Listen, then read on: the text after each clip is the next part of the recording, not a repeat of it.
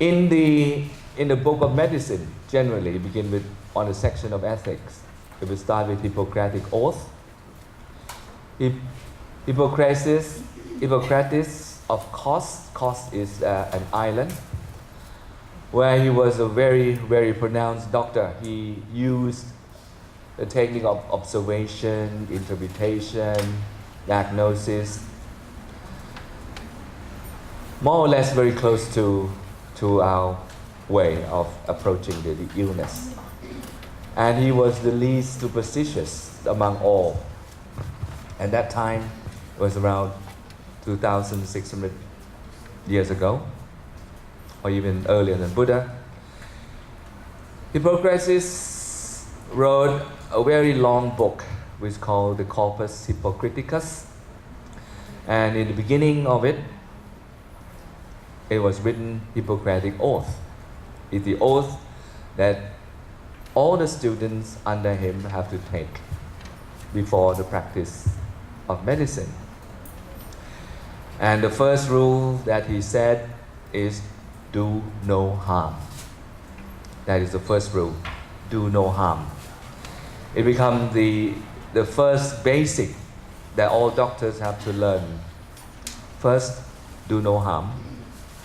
And also in this book, he wrote about prohibition to give abortion, to induce abortion, or to prescribe lethal dose of drug of any kind to any patient, even though they are longing, they were begging for medication to end their life.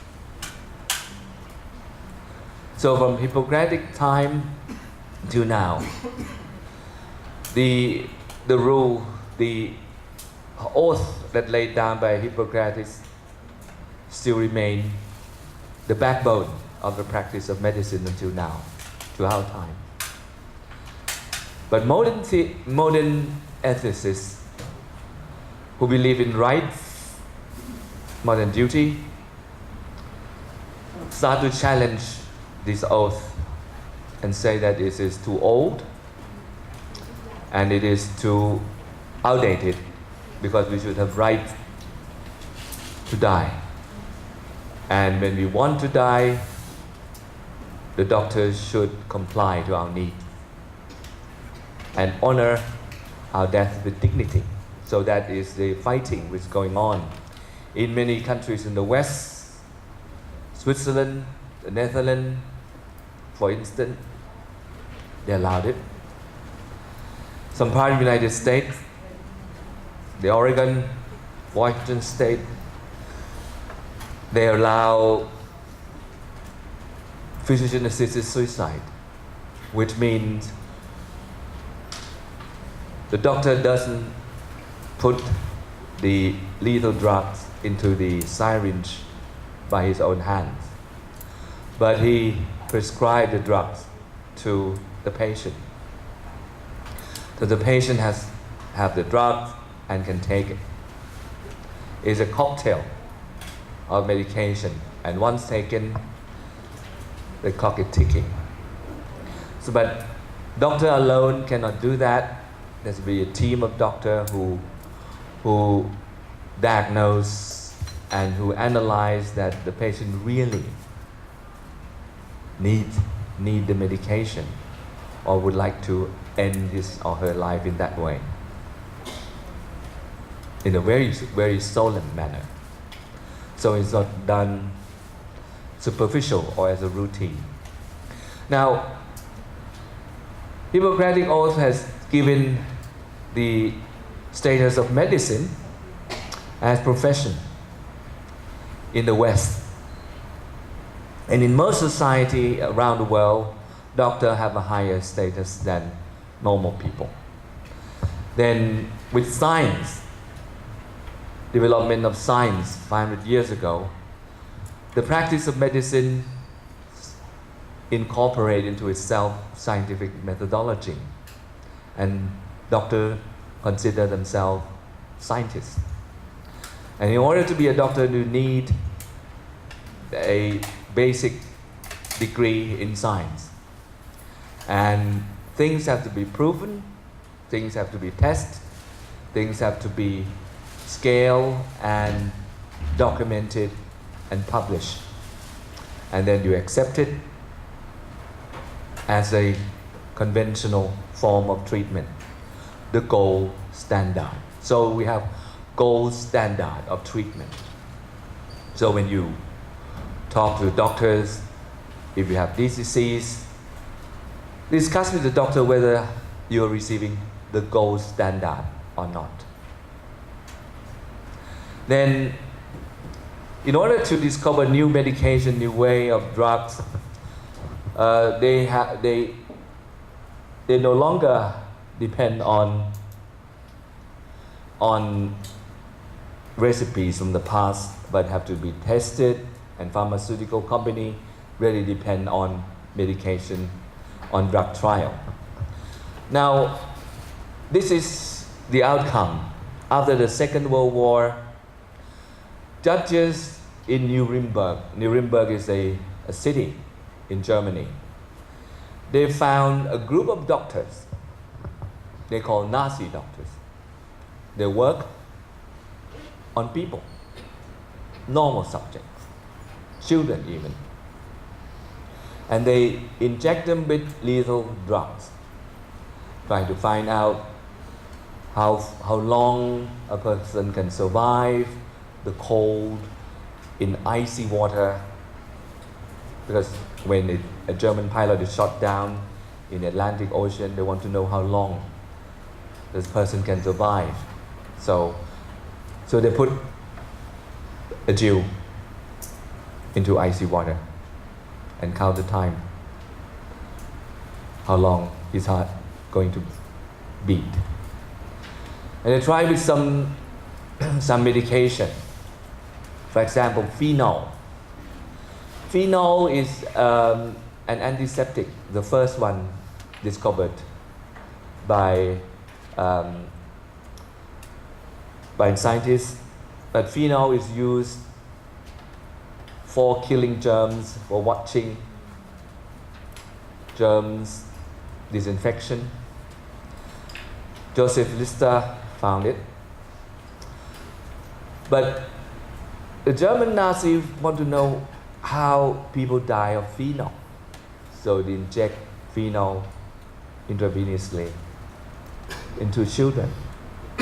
And they did hundreds, thousands of human experimentation. And they were put on paper. And these were discovered after the Second World War has ended. So in Nuremberg trial in 1947, the judges, most of them American, were horrified by this. Why humans can do these things to other human beings? So then came, in 1947, what's called Declaration of Nuremberg, which mandate that any person who is undertaking human trial must give their informed consent. They must be willing to take part. And the doctor has to prepare for any adverse effect that might have come during the trial. So protection of the subject become very important. And that set the course. Nuremberg trial, 1947. But this doesn't mean that the human rights movement started from here. The word human rights started long time ago before that. Human rights started with a French poet. His name is Voltaire. And he created the concept of human rights to the world for the first time. Voltaire, a French writer. And from Voltaire, it grew up into concept of equality, brotherhood before French Revolution took place.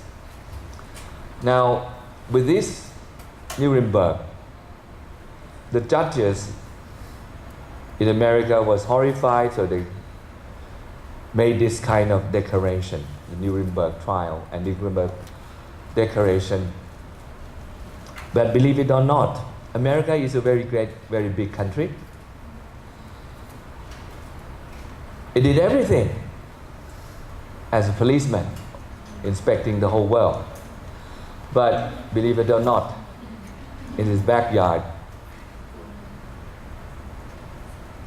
1932 to 1972. In 1972, a big scandal broke out by New York Times. It called Tuskegee syphilis experiment. In 1932, that even before the start of the Second World War, in America, in a remote town called Tuskegee, when majority of the people who live in this small town were black. The government, this is federal government United States, make a trial and said any black who join this trial will receive free medication for the rest of their lives. At that time there was no social security of any kind. And they will be cared for, be attended on by doctors. But they did not know that they have syphilis and they were not treated. The goal of this project is to observe how syphilis progress into the patient dying.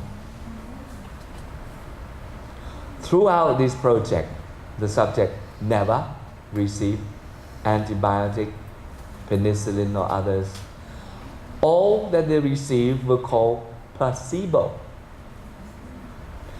The word placebo is from Latin. Placebo is from a Latin word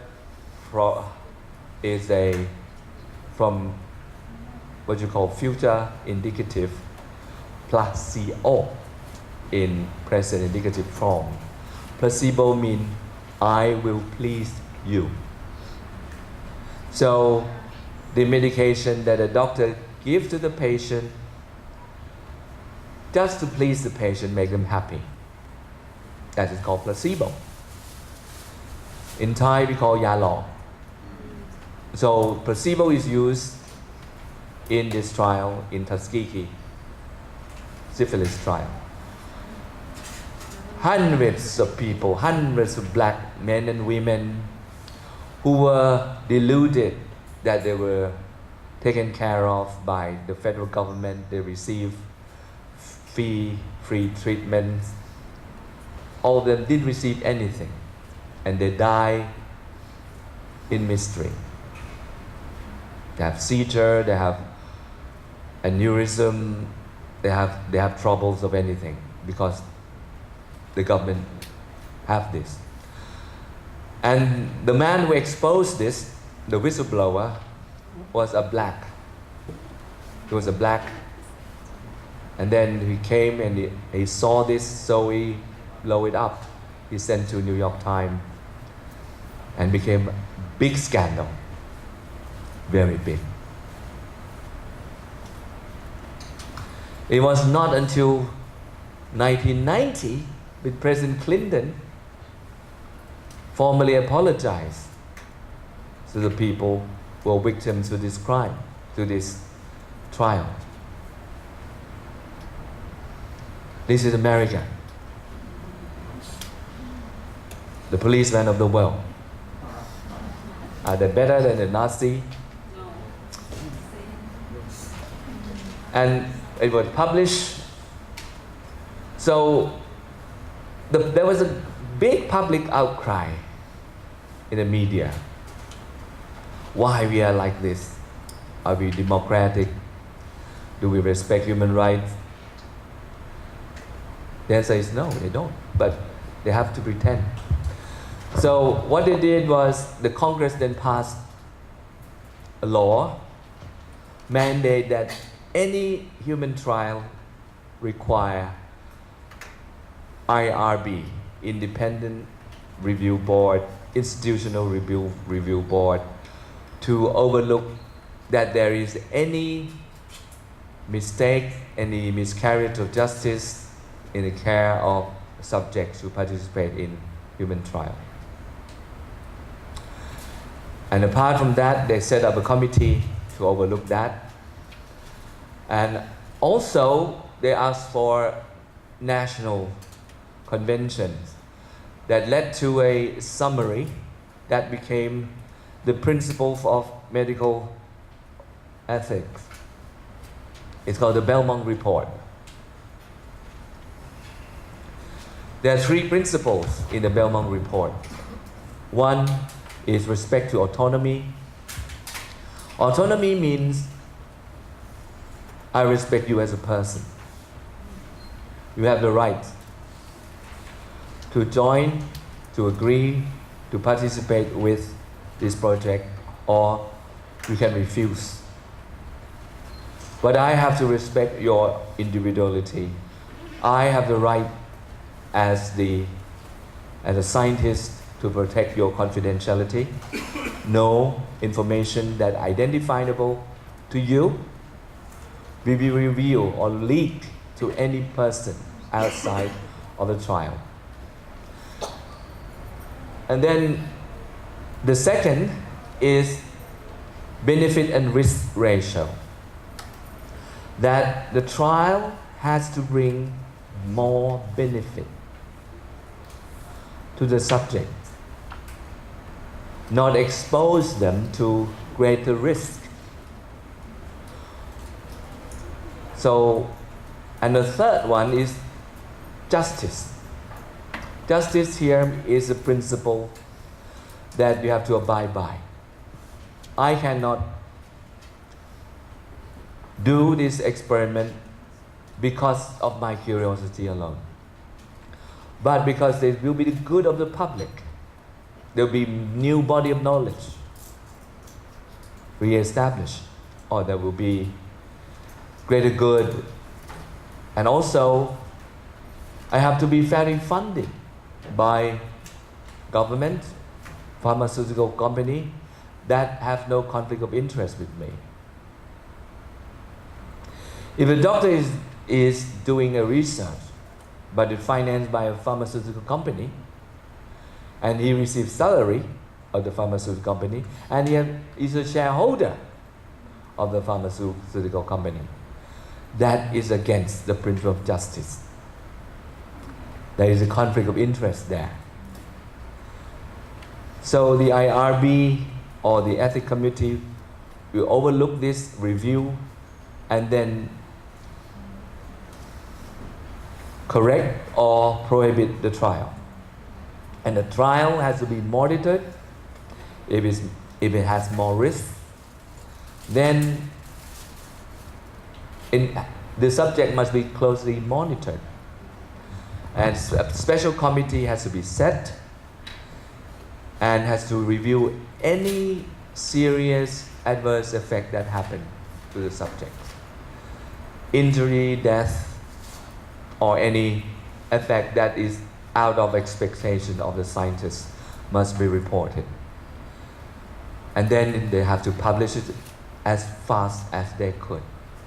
In case of death, within 24 hours, injury within 7 hours, within 7 days, and there will be bodies of ethicists and committee to review. So these are the 3 basic things which come from what we call the Belmont Report. The name of Belmont is the name of the meeting, the conference center in Washington, and they met there. So they couldn't find any better name, so they credit the place and called Belmont Report. So if you are a doctor and you would apply for human trial of any case, you have to fulfill all these standards, and you have to defend your proposal that it is complying to the Belmont principle. Otherwise, it would be rejected flat out. So in case of what we're going to listen from Dr. Stan Thurman, he will mention this also. And he would like to know whether you write your own living will, and based on what condition. And he asked me to prepare him the law of Thailand on this issue of living will, whether the law of Thailand allow living will, and we do have this law. So he will mention this, but he will ask each and every one of you to prepare your own living will in advance to understand what's going to talk. And it's easier to speak than done. Anyone who have no idea what living will is, when you write your statement, you cannot figure out what will happen. So you got to decide how condition would be. Will you allow aggressive procedure to be done onto you? Suppose you are at the age of 80 with fragile bone, and you satisfied with your life.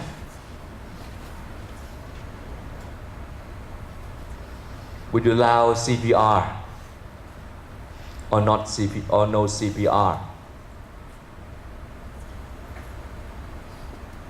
Will you allow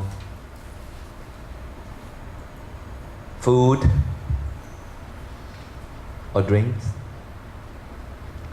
Food and drinks are important, as what Dr. Thurman has researched. He found that people who was about to die, in the process of death, and dying is active, a lot of systems in the body shut down. The GI system usually comes first, or second is probably the kidney, and finally the lungs and the heart. But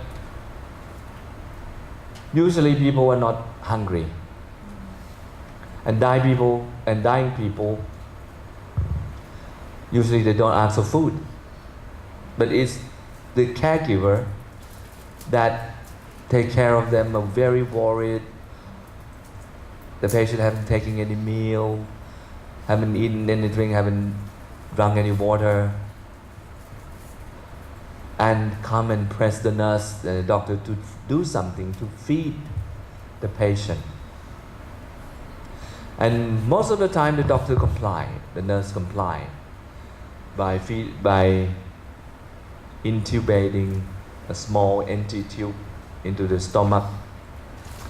Anyone has experience with this little tube in your nose go into the stomach?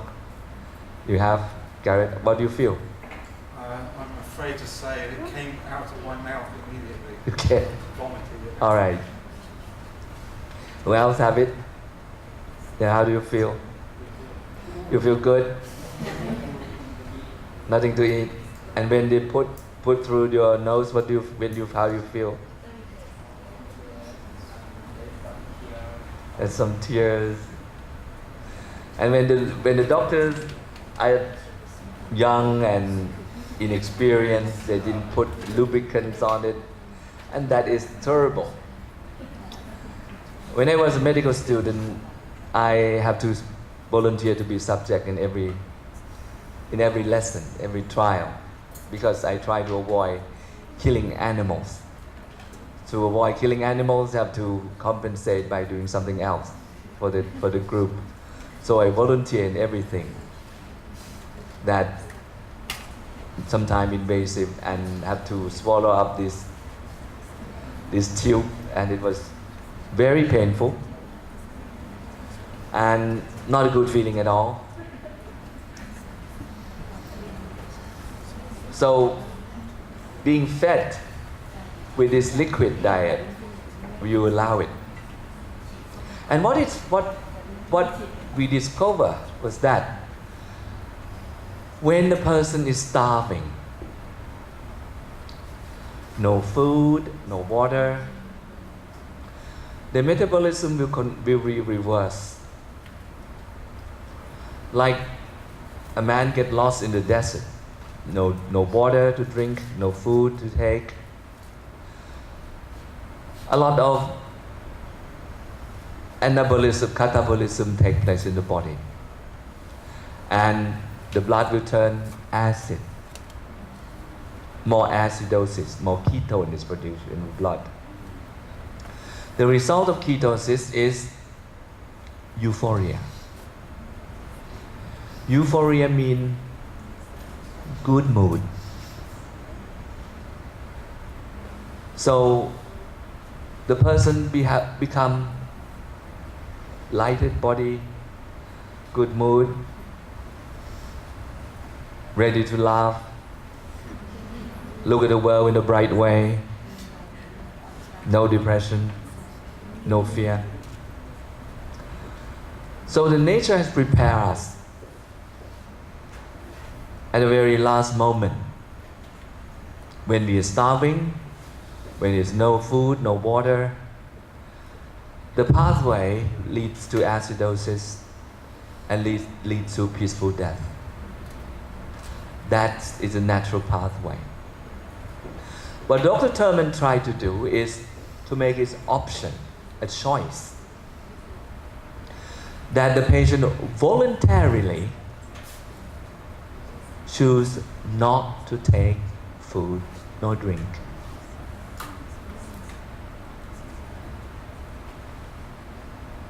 But may allow the body to be cleansed and the mouth to be washed and remain hygienic. And he found that good way of passing away in peace and no pain. So that is one of the options that he created in his living will, that he designed as a choice. I voluntarily abstain from taking meal and drink when death is imminent. So that's one thing that he made. And by doing so, the patient is allowed to remain pain-free, to meditate quietly until passing away peacefully. And the body didn't bloat, because when you feed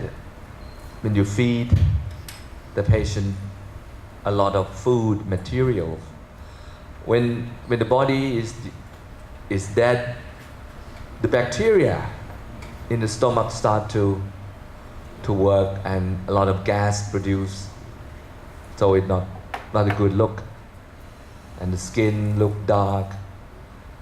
But with abstention from food and drink, he felt that is a good way, and the patient is prepared for a good transition. That was the thing that he advised. And he wrote a lot of books on voluntary abstention from food and drinks. Now, in America, because of the legality there, you can be sued on anything by anyone at any time. So there are layers of living will and have the official name, which is called advance directive. Advance means to the future. Directive means you direct with your statement. Advance Directive for Health Care Advocate. So you write something advanced. This is something that I want myself to be treated when I no longer cannot exercise my will, when I cannot do my own decision. So that is called Advance Directive. Now, there is a gray area in this. In case of Alzheimer patient, can Alzheimer patient make decision? They can. They can. They can speak, they can act, they can sign their name. They may have forgot many things. So, when they have Alzheimer, there is a condition which arises together with that, and that is called vulnerability. Vulnerability. The condition which open to be wounded. You cannot protect yourself anymore. Not because you're not strong enough, but because you cannot exercise your own thinking. You are not the person you used to be. There's a case happened in Thailand last year. A family which is very well to do. Brother and sister have no time for his father who have Alzheimer. And then they employ a young lady to take care of their father. Some months passed, and much to the surprise, they found their father was married to this girl.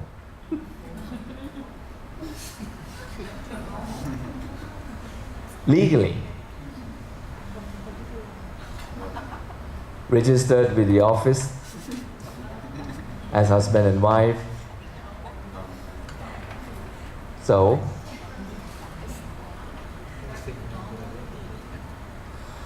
the whole family get very upset, and they have to go to lawsuit, and have to prove that the father have Alzheimer's disease, and that signature is not valid. That is the degree of vulnerability. So when you have Alzheimer, in this room, who know for sure that you will not get Alzheimer?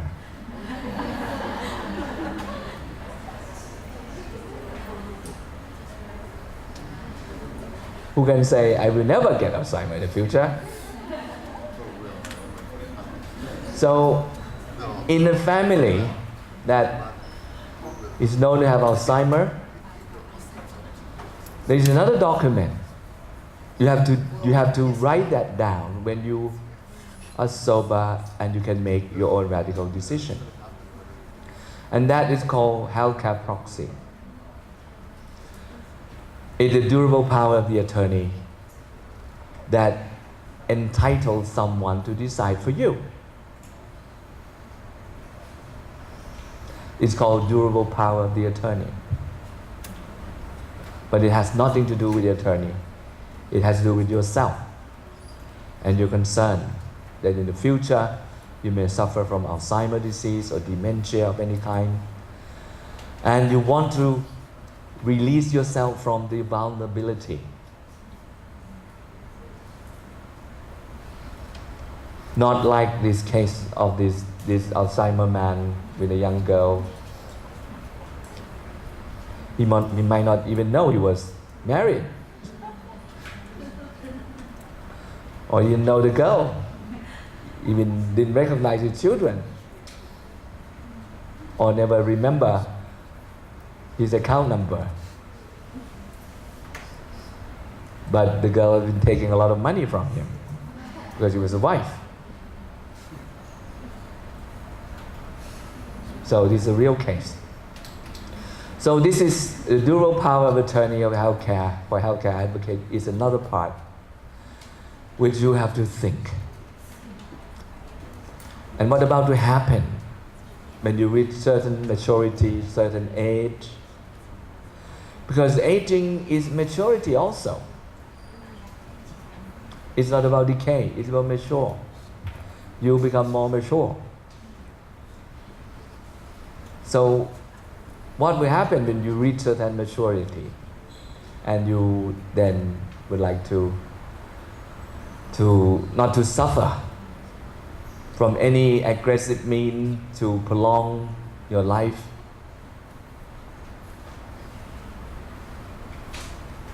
So you think about that. And Dr. Thurman would like you to think ahead. There is a website which Garrett found when you search on medical ethics. Yeah, you can come and share with the class. And there are question and answer that you can know. And also, the Ministry of Public Health also have websites on medical ethics. You can do your own exercise and you can score how much you understand medical ethics and the trial. So everything is online. Oh, Garrett, please come. Yes, and share with the class.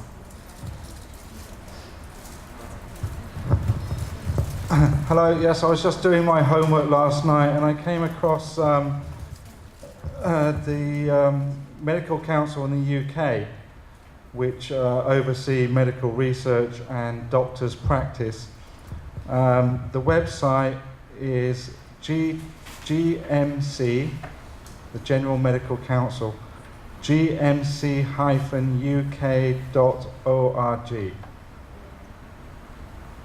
One more? gmc-uk.org.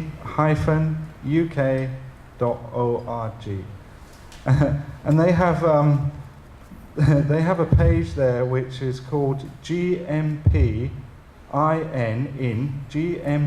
in Action. And it basically gives you a whole range of characters with different problems, and you basically look at the character's problem and then as a doctor decide what you would do. So it's very good fun. I'll just read one for you.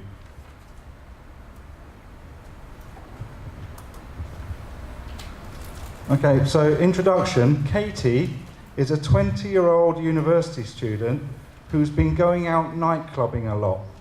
She's been experimenting with illegal drugs and casual sex. Her doctor, who is female, has strongly held views based on her faith, so based on religion. She's Catholic. And she personally disapproves of Katie's lifestyle. Katie has come to see Dr. Newell because she's been having anxiety attacks ever since she took too many pills 3 weeks ago. These attacks have stopped her sleeping at night and her health is suffering as a result. So you then go to the next slide. Katie says, I just lie awake with my heart racing and my breathing getting shallower and shallower, like I'm going to die. I can't relax. I'm a million miles from relaxing, and I'm terrified that I'm never going to get any sleep. It will just get worse.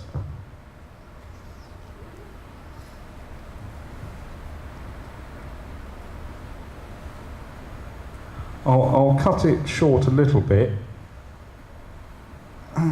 Eventually, you'll get to the options about what the doctor should do. A, the doctor should refuse to provide treatment for Katie unless she agrees to stop using illegal drugs. Did you get that? Yeah. Okay. B, refer Katie to the practice counsellor and prescribe her a small amount of tranquilizers.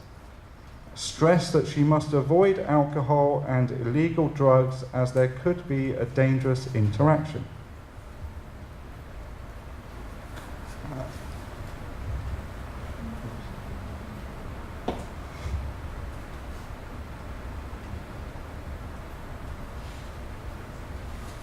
Sorry, I hit the wrong button.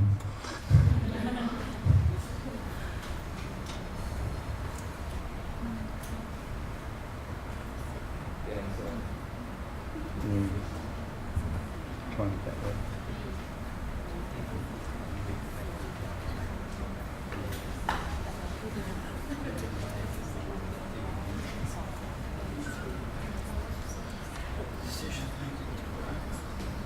Sorry, there is there is a C, but basically the choice is I can't read it anymore on the iPad. But A, refuse to provide treatment, don't give her tranquilizers, or refer her to the counsellor and give her a small set of tranquilizers, or C, just refer her to the counsellor and do not prescribe any drugs. What do you choose? B. Who says A? Who says B? And who says C? All right, B wins. The answer is this would be entirely in line with the General Medical Council guidance. And now the scenarios continue. So it's a lot of fun, I recommend it. That's good. Yes? You cannot understand? The answer was B. So that was in line with the guideline of the Medical Council in England. So if you love to read about health, medical ethics is one thing that you can come across and you will study a lot from experience of patients. They're real, and these were abstract which have been publicized. It's good for you. So there are thousands of cases of medical ethics that Thai people are not aware of. And then when we study this, we know how to plan for our lives, and we also can help others, our loved ones, our friends, and many more. So it's up to you. So this I'm preparing you for the lecture on next Saturday, which I request everyone have to be on time, on the nose. And at 9 o'clock, it will start, and with Skype, he will see you, you will see him, and the talk will continue on about how to prepare and what have you prepared. So think in depth what problems you may find about your decision making, and you have chance to talk to the real expert in this field at the end of life. So it will be done live, question and answer. And also on the 13th will be our last day of the training. You should come very punctual. At 8 o'clock and 9 o'clock there will be a questionnaire distributed to you by Dr. Mohan. He wants to evaluate the whole course, to analyze whether it's feasible, whether it's cost effective, whether it's worth, and want to follow you up at least for 1 year. Then you really benefit from the class or not. So this will be follow up through internet, through email, where you respond periodically from time to time. And you will be part of this and help us. So on the last day, I will have an open house where you can express your opinion and help the foundation to improve our course. Because I don't think that it is the best so far. It's the first, of course, offered in Thailand, but it should be better, and how to make it better. You can help us decide it. What is the strength, what is the weakness, and also what subject you want to learn more. We are very lucky that we could invite many outstanding speakers to come and give you talks. And we also provide information online so that you can review. But there will be more to this, and how to keep the group together, because there is no condition attached to the training. There's no requirement that you have to remain volunteer in our foundation. Nothing. It's a free gift from the foundation. And I believe that has to be done in this spirit, so that if we want to serve the society, we have to be the server first.